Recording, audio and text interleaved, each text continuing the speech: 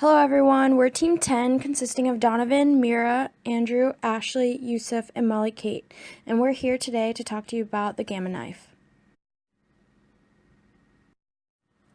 Let's start out by considering some questions that will be answered throughout this presentation, like how does the gamma knife work? What is the effectiveness of the gamma knife compared to other brain cancer treatments? Can the gamma knife's concept be extended to other areas of the body? And do the benefits of the treatment outweigh the risks and side effects associated with it? By the end of the presentation, we hope that you will have a basic understanding of how the gamma knife operates. We will discuss an overview of the development of the gamma knife technology from its inception to present day.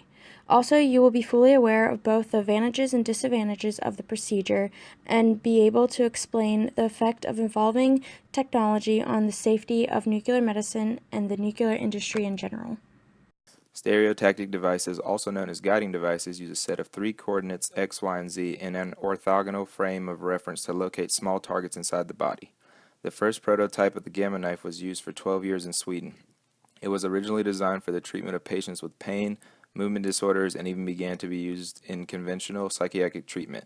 This led to the realization that radiosurgery could be used for treating brain tumors, prompting a second gamma knife to be built in 1975. By 1967, these radiosurgical pioneers arranged for the construction of the first gamma knife device using cobalt-60 as the energy source. Lexell termed this new surgical technique stereotactic radiosurgery, or a minimally invasive form of surgical intervention which makes use of a three-dimensional coordinate system to locate small targets inside the body and perform some action on them.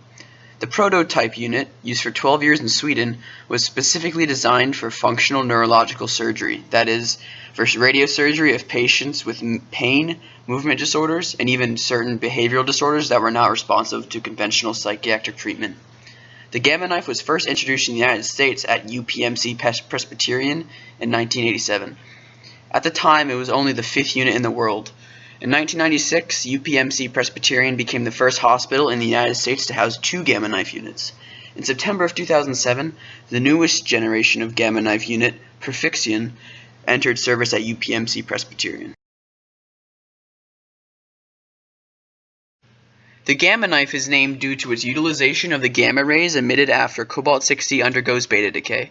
The beta decay of cobalt-60 results in the emission of an electron of energy 315 keV, an antineutrino, two gamma rays of energy 1.17 and 1.33 MeV, and nickel-60. The gamma knife treatment relies on the ability of gamma rays to destroy the cancerous tissue. The directions of the gamma rays are controlled by collimators, or put simply, circular openings near each cobalt-60 source. These openings direct the gamma rays at a proper angle in order to squarely hit the target. Tungsten can be used to plug holes that do not need to be used for whatever reason. Tungsten is used for this due to its high absorption cross-section.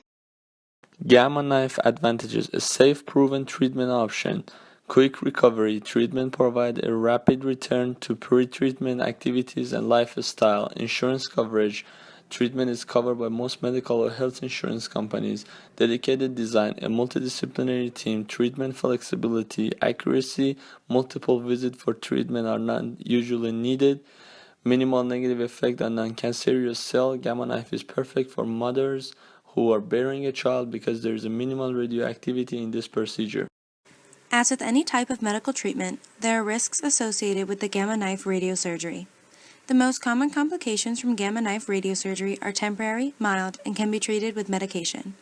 These include fatigue, red, irritated, or sensitive scalp, and minor bleeding at pin sites from the head frame.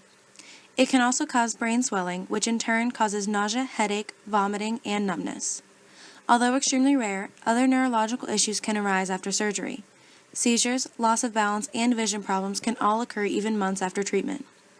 Although some of these disadvantages may seem severe, the benefits the gamma knife radiosurgery can provide far outweigh the risks. New technology development. New technologies such as Perfixion or Lexell have improved on the design of the gamma knife. Internal collimation in these new systems have the cobalt sources in the helmet grouped into sectors, each capable of linear movement. This allows for the patient's head to remain supported and still, as there is no need for external collimation readjustments with the helmets. Furthermore, with a composite isocenter, composite shots allow each independent isocenter to be more carefully tailored to match the shape of the target. This leads to increased treatment range, as more areas can now be optimally reached and treated. Lastly, with automated shielding, there is no more requirements for manual plugging of collimator helmets. This allows the relative position of the patient's head and neck to stay still during the procedure, significantly improving patient comfort.